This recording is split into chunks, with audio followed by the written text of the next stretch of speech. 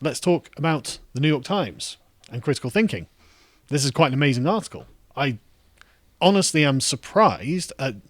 I mean, now, there's a part of me that wants to ascribe some kind of knowledgeable intent to what's being said, but there's another part of me that thinks perhaps, just perhaps, they don't really know the implications of what they're saying. And so I think that, excuse me, it's really worth covering what is being suggested here in some detail, because this is... Just read the title. Yeah, if the title, for anyone just listening on Apple or iTunes or wherever else, is Don't Go Down the Rabbit Hole.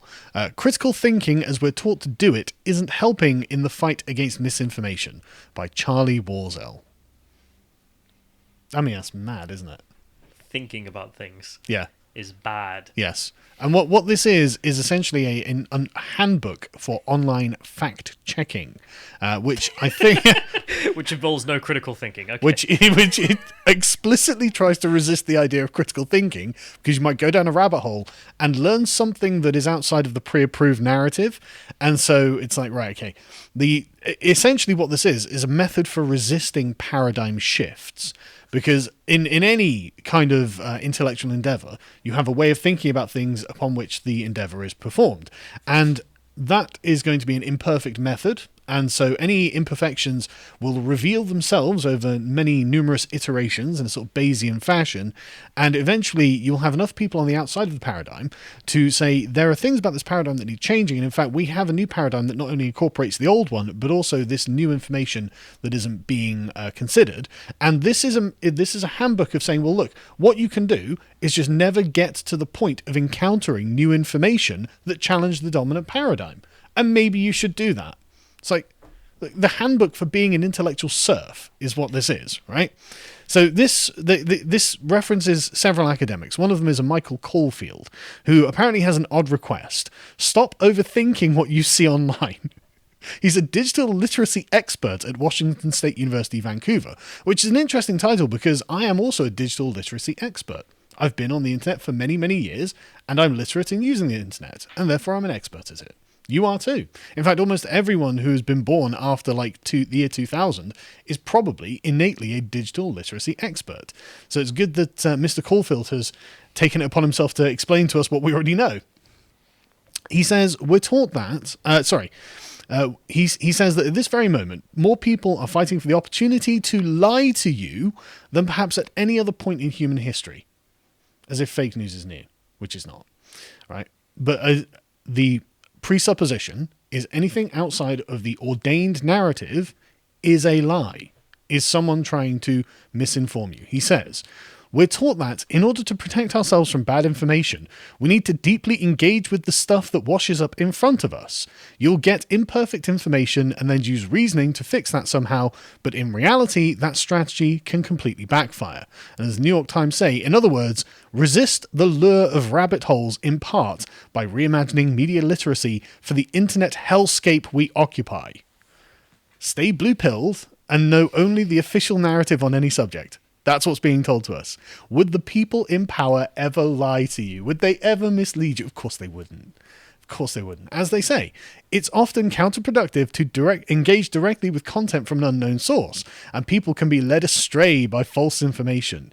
Influenced by the research of Sam Weinberg, a professor at Stanford, and Sarah McGrew, an assistant professor at the University of Maryland, Mr. Caulfield argued that the best way to learn about a source of information is to leave it and look elsewhere. This is a concept called lateral reading.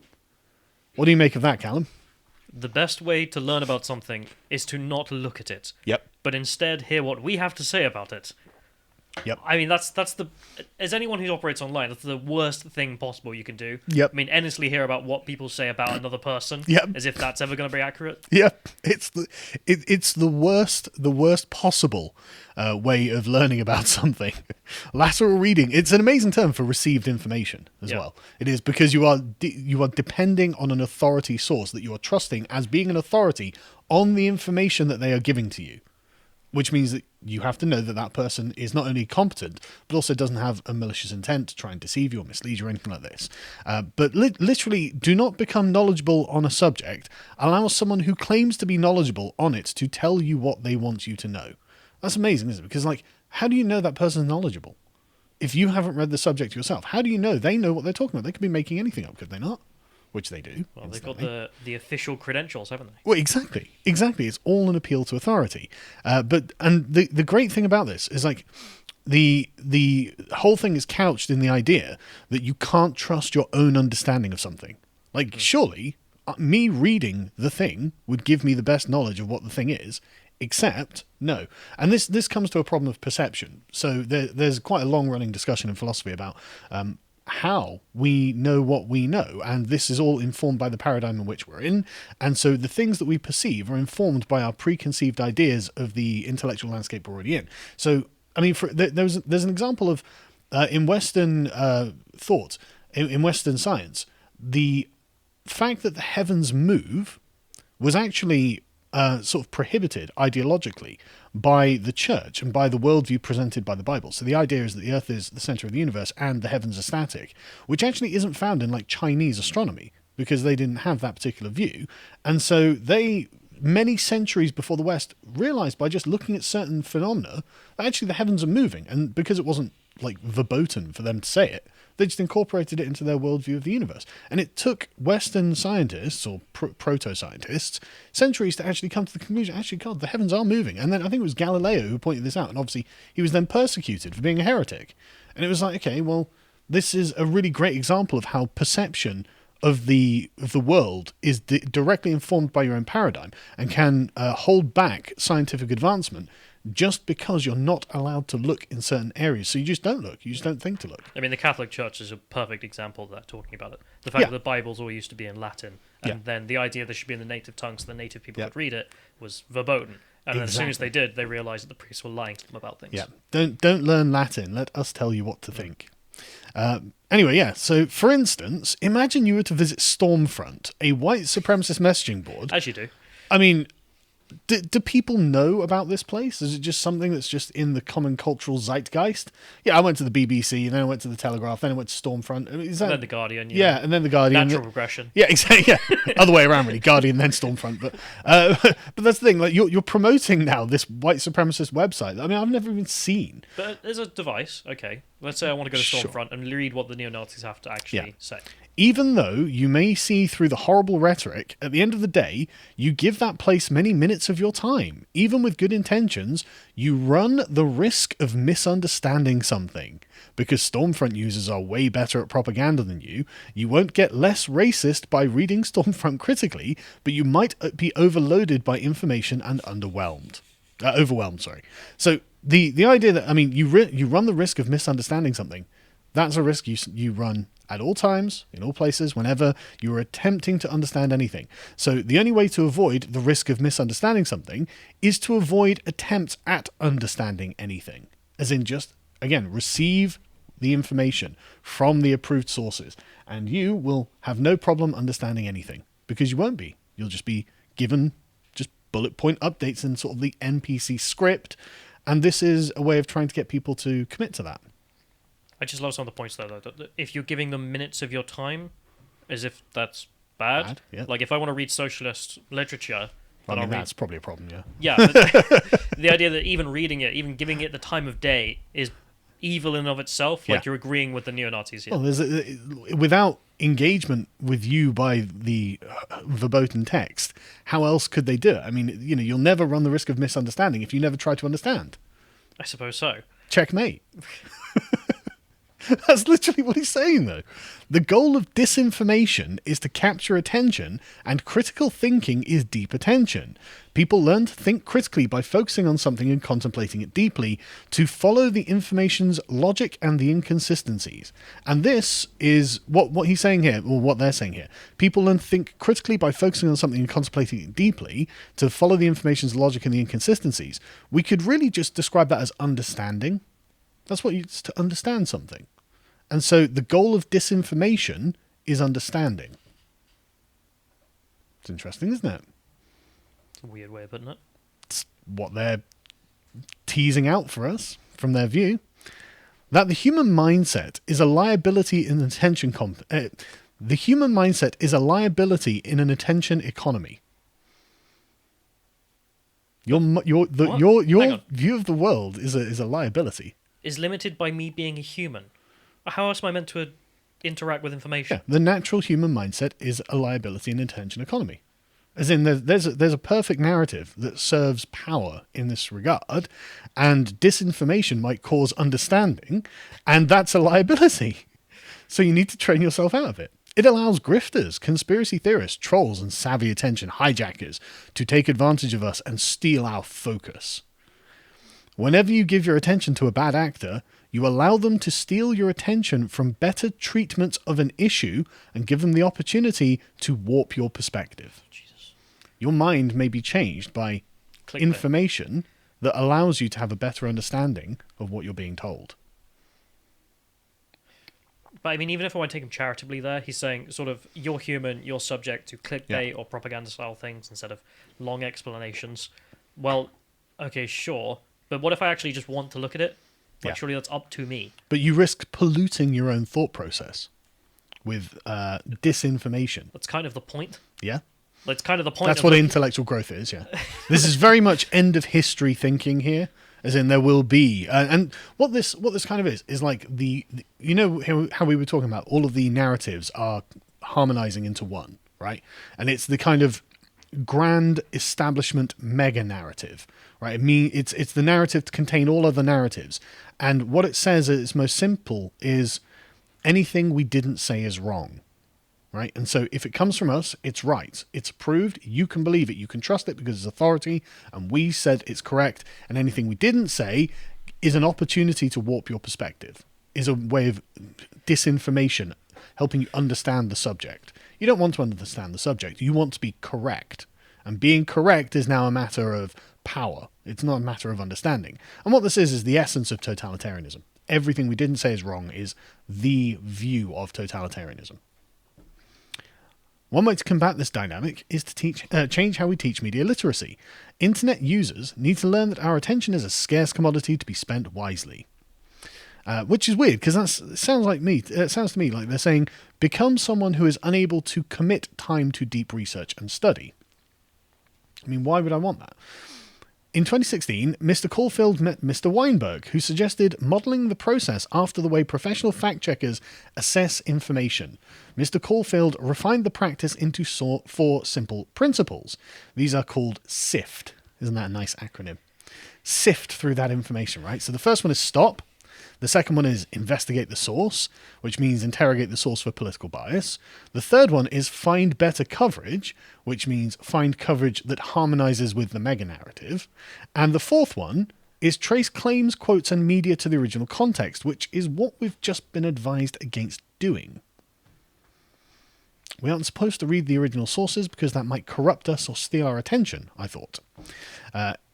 If this is not a claim where I have depth or understanding, then I want to stop for a second before going further than just investigate the source, said Caulfield. He copied Mr. Kennedy's name. They're referring to a conspiracy theorist, an anti-vaccine conspiracy theorist, as they describe the person. Mr. Robert F. Kennedy Jr., I believe. He put it into Instagram, popped up in Google, and he said, look how fast that is. He told me as he counted the seconds out loud. In 15 seconds, he navigated to Wikipedia and scrolled through the introductory section of the page, highlighting with his cursor the last sentence, which read that Mr. Kennedy is an anti-vaccine activist and a conspiracy theorist. Wikipedia is truth. Wasn't that easy? This is the exact opposite of what any educational institution would advise you. Yes, it is. Or at least anyone that's still sane, I suppose. Unless, of course, you control the mega-narrative, and Wikipedia is a propaganda piece, an outlet, a megaphone for that narrative. If Wikipedia is the source of truth, then the question is who's controlling the narratives on Wikipedia. Is Robert F. Kennedy the best unbiased source for information on a vaccine? I'd argue no. And that's good enough to know that we should probably just move on. I have a wager even his supporters probably think no. They probably think that he's probably this guy I've just met is not the best source on vaccines. Yep. But they might find what he has to say interesting. And that's up to them, surely. And he might be right. The question of bias is often used as an excuse to essentially call someone wrong without actually pointing out why they're wrong. Yeah. Because fundamentally, they know that bias is a facet of human life. I mean, there's not really any such thing as an unbiased source on a vaccine, right? If you're committed to promoting it or you're committed to opposing it, you're going to have a bias in either way because you've put effort and time and energy, and you're probably financially incentivized into one of these directions. And even if you're not in that, you've got an interest in whether you take a vaccine or not. Is the vaccine going to be good for your health? Is it going to protect you from a disease? Does it have any side effects? You as a person who would take a vaccine, you have a bias there too. You and this is true for anything. It's not just vaccines. It's true for anything. Pick a topic in existence. Exactly. This is just the example they gave. And so the idea that there's like, oh, well, is he the most unbiased source? Well, no, but it's kind of hard to find a source that's unbiased. But unbiased doesn't mean factually inaccurate. What we're looking for is, would it be the most factually accurate source of information on a vaccine? And, well, maybe it is. Maybe it's not. I don't know. I don't know who Robert F. Kennedy Jr. is. But the point is, we don't need to know because we've already established that he's a conspiracy theorist because Wikipedia told us so. And we don't listen to those people because the establishment, the power, have told us that that's wrong. So we're just going to carry on and he's wrong about everything. I mean, this is great advertising for the New York Times. Like, what does our journalism consist of? Reading Wikipedia articles. yeah, exactly. Okay. We get into that, in fact. Right, so... like, if that's where it starts and stops... Well, that's actually something he brings up. He probed deeper into the method to find best coverage by copying the main claim in Mr. Kennedy's post and pasting it into a Google search. And the first two results that came up from France's Agent Press's fact-check website and the National Institutes of Health, quick searches showed a pattern. Mr. Kennedy's claims were outside of the consensus, a sign they were motivated by something other than science. That's not how science works. Exactly. Science is not based on consensus. Well, it's based on consensus in regards to the evidence, let's say. But it is not absolute ever. Like, it never can be because that wouldn't make any sense. It's not even based on consensus to the evidence. Like we were speaking about the paradigms a minute ago, both the Catholics and the Chinese would look at the stars and see the same thing. They'd have the same evidence, but take different interpretations because of their own lenses, their own paradigms, form the way that they interpret the evidence. And so it's not even that simple. And this goes to a theory by Kuhn about how scientific paradigms work. And I think this theory probably is expandable to any kind of intellectual paradigm at all. Certain things simply can't be seen within certain paradigms, and you don't actually know what's going to lead on to a paradigm shift because there was a material that was hypothesized called phlogiston. And this was meant to be some sort of liquidy gas that would be apparent when, I don't know, you put acid on zinc or something like this. And it was a load of magical, well, not magical, but scientific properties were ascribed to this substance. And lots of people did various experiments based on the idea that this substance existed. But the thing is, this substance didn't exist. But the results of those experiments produced information about things that we now use today. And so, despite the fact that it was a false paradigm, if it wasn't for this false paradigm, we wouldn't be in what we believe to be a more accurate paradigm now. So the point is, consensus actually means nothing. People can have a complete and almost universal consensus on an opinion that's totally wrong. The Catholic Church with the heavens moving, the existence of phlogiston as a material that influences the world. These things are not true, but they were consensus opinions, and it was people outside of the consensus that brought us into the paradigm that we're in now, where we believe that those things weren't true because the evidence doesn't support it. And essentially what they're saying is our paradigm is truth, which in and of itself is a very dogmatic and anti-scientific worldview. It's unbelievably arrogant. The SIFT method and the instructional teaching unit that accompanies it have been picked up by dozens of universities across the country and some Canadian high schools. Good news, your kids are going to be taught this. And what's potentially revolutionary about SIFT is it focuses on making quick judgments. A SIFT fact check should take 30, 60, 90 seconds to evaluate a piece of content. So keeping people in a state of momentary suspense, never engaging with anything deeply other than with a sort of oppositional position to check its relative position against the mega narrative. So it's effectively turning people into autonomous gatekeepers for this narrative. And I think that's just amazing that they come out with this and that people aren't supposed to be aware of that's what's happening and that's what they're trying to promote. The 4 steps are based on the premise that you often make a better decision with less information than you do with more. Do you agree with that? John's already laughing in the corner. Do you agree with that in any way, shape, or form? Why the hell should I? Exactly. Like, when has anyone made a better decision with less information than more? How does that work? I mean, if you're lucky, I guess. We should be relying on luck. New frontiers of science are being pushed here. Get lucky. This is like the witch theory from that. What is it? What university was that? She was like, you can't explain African science, which is based on... It was a South African university. Yeah. How does the shaman call the lightning? Yeah. But that's the thing. How can you make a better decision with less information? I mean, like, it just doesn't make sense on any particular level. Like prudence, just general day-to-day decision-making, like good decision-making requires practical wisdom, but that means you have to have a good knowledge of your environment and what's going on within it. More knowledge on what's going on around you will enable you to make more informed decisions, which we would call better decisions. But I suppose it depends on what you mean by better. If better means more in line with the mega narrative, then sure. I mean, less information might be great. In fact, you don't want people to have any information, really, which is presumably the purpose of this piece. Kind of scary, though, isn't it? It's a very brave new world to me. I mean, literally, you should not think about things. Let us do the thinking for you. Yeah. I mean, this goes in line with also a couple of topics we covered. I mean, the YouTubers being accused of abominable thinking. Yeah. Harry the Owl being visited for the police to check on his thinking. Yep. You would have thought this kind of stuff would... I mean, we always talked in terms of like, oh, it's hate or this kind of speech or something. Mm-hmm. I never thought we'd actually get into the realm of talking about thinking being evil, but that's where we are now, I guess. That's where the New York Times is now. By the point we got to the 2020s, this is where we're going. Yeah. Absolute clown decade. We'll have think crimes now. We are in think crimes.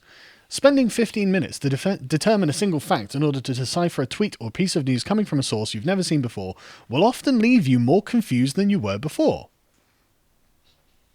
Finding out the information about something will leave you confused.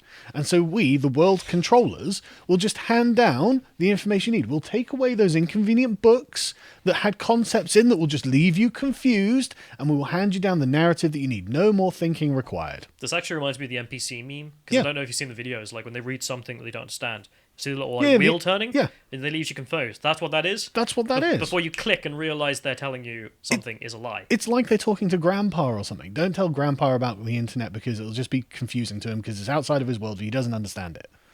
I don't want that. That's awful. The question we want students asking is this a good source for this purpose, or could I find something better relatively quickly? Mr. Caulfield said, I've seen in the classroom where a student finds a great answer in 3 minutes but then keeps going and is and ends up won over by bad information. God, what? I'd love to see the example he cited. Me too. There. But I find it really interesting. Bad information is to give it a kind of moral dimension. This immoral information, this disinformation that will give you knowledge about a subject because you looked at the primary source rather than look at the authority. You should avoid that. Okay. That's what we should be encouraging students to do. Yeah, exactly. That's deeply concerning in my view. I mean, you don't want to get won over by bad information, do you? I don't know, do I? Anyway, They say we've been trained to think that Googling or just fact-checking one resource we trust is almost like cheating. But when people search Google, the best results may not always be first, but the good information is usually near the top. Often when you see a pattern... Well, referring to Google... Just take the first Google result you get. Yeah. It'll be something that supports the mega narrative. You can trust it. It's like cheating, but it's not. I mean, we know from the whistleblowers at Google, I mean, endless numbers of them now, that Google does influence their search results in different ways to promote narratives that they promote. Yep. I mean, even their vice president said this. Yeah. He came to Parliament and they were grilling him about this, that, and the other. And he says, no, we prioritize, what was it, the promotion of homosexual LGBT issues or something like this. I'll have to get the link to show you it. But they manipulate the search engine. But he openly said this to the Parliament in regards to them saying, why when I search like straight couples do you end up with a bunch of gay people? And it's like, well... Trust the first result. A straight white couple is 2 gay men. But the information you need is usually in the top. Often you see a pattern in the links of a consensus that's been formed. But deeper into the process, it often gets weirder. It's important to know when to stop. Literally, stop thinking, know your limits. This is like a Harry Enfield sketch, right? Like, look, it You gets have too much to think, literally. But again, it's like, it'll confuse you. It gets weird. You don't need to know any of these things. Let us, the approved thinkers, think this for you. You can just take the narrative. It's like, okay, this is just a way of creating sheep. Creating and the sheepdogs will bark at them as they go near the edge, and they'll be funneled in to whatever field they're supposed to be going into. Stop at the limits of the mega narrative because, it gets weird, and you don't want to be weird, do you? Again, all this moral judgmentational language. Like, why are you talking like this? Christina Laddam, a assistant political science professor at Nevada University, has seen the damage firsthand. Her students had been checking, reading things without checking sources or looking at fake news. It was just uncritical acceptance if it fit with the narrative in their head, and complete rejection if it didn't. Which is a highly ironic statement, because that's exactly what the New York Times is advocating. That's what you're promoting, mate. That's what they want. Like, the only uncritical acceptance. Well, this is an article arguing for uncritical acceptance of the mega narrative. The students are confused when I tell them to try and trace something down with a quick Wikipedia search, because they've been told not to do it. Not for research papers, but if you're trying to find something, find if a site's legitimate or somebody has a history of it as a conspiracy theorist, then you show them how to follow the page's citation. It's quick and effective, which means it's more likely to be used. Which is interesting, because what this implies is that Wikipedia wasn't always a tool of the cathedral, right? It wasn't always just an avenue to promote the mega narrative on politics or on science or whatever it was, but it seems that this has changed. So now it used to be don't check Wikipedia, it's not verifiable, it might be suspicious, who knows, you're supposed to do your own critical research, and now it's just like, well, Wikipedia is the thing you can trust. This will give you all the information you'll ever need. That's it. I mean, I'm sure you've seen, I think it was one of the co-founders of Wikipedia actually came out and said it's now become a vehicle for leftist nonsense. Oh, yeah, I remember that. It was a couple of years ago, wasn't it? Yeah. As a journalist who can be a bit of a snob about research methods, it makes me anxious to use this type of advice.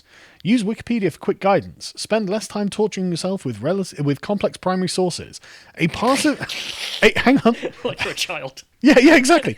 A part of my brain hears this and reflexively worries that these methods might be exploited by conspiracy theorists.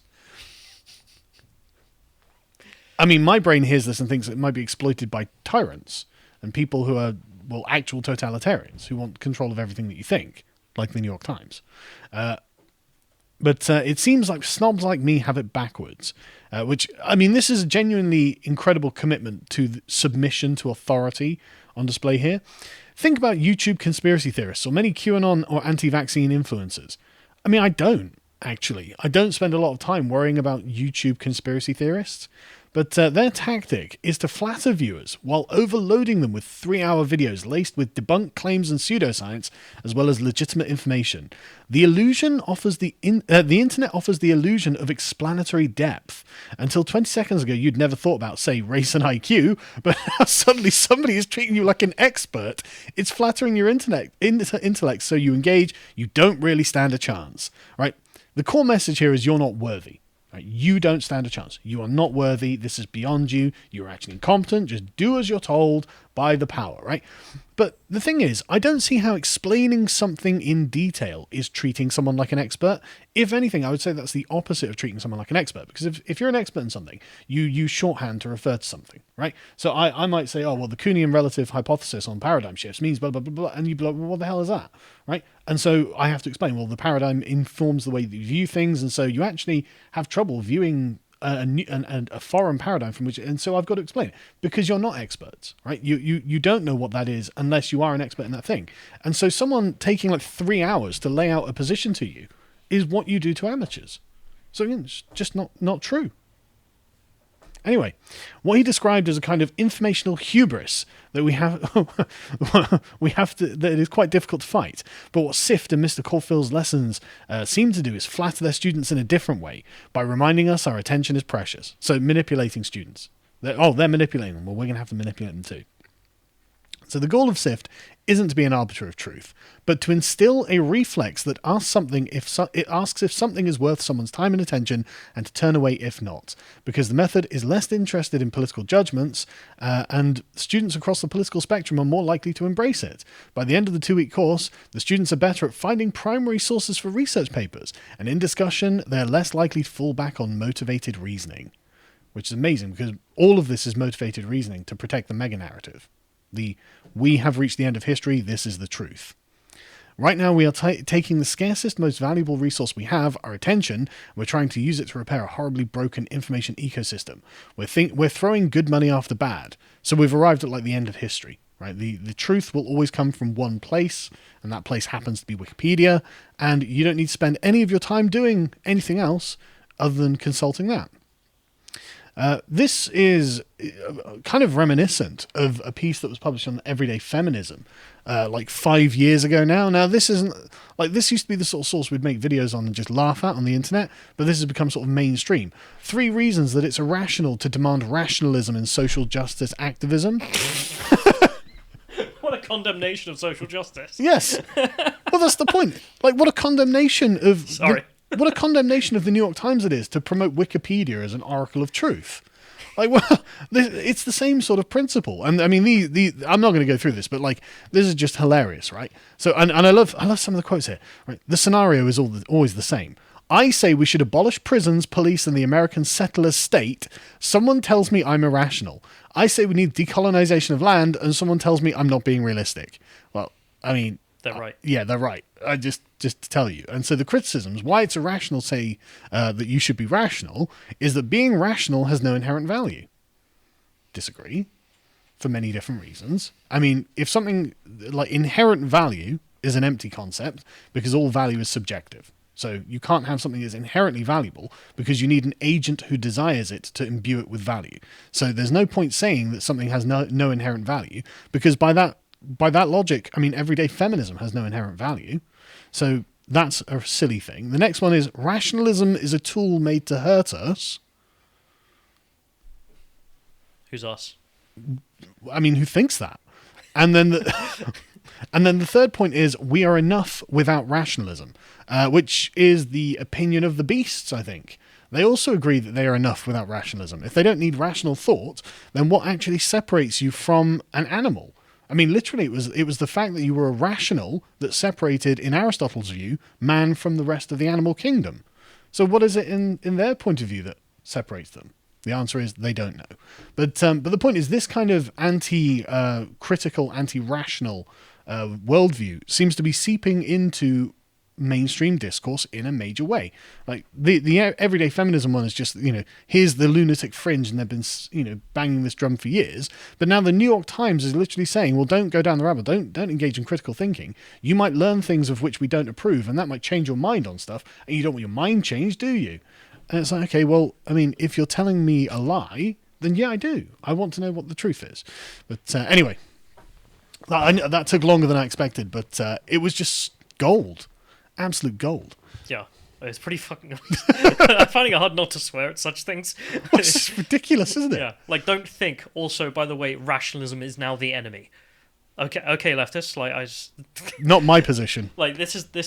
But this is something we've been talking about a lot, which is they keep running up against reality, and they kept battering against it. And that's their problem. As soon as they run into something that is in the real world, they have to declare that all real world things are the enemy. Yeah. And it's easier if you just don't engage with that thing. Just think what we want you to think. Then you can stay in the ideology. Nothing changes. Exactly. Then the real world doesn't affect you. Yeah. And that can carry on indefinitely, we promise.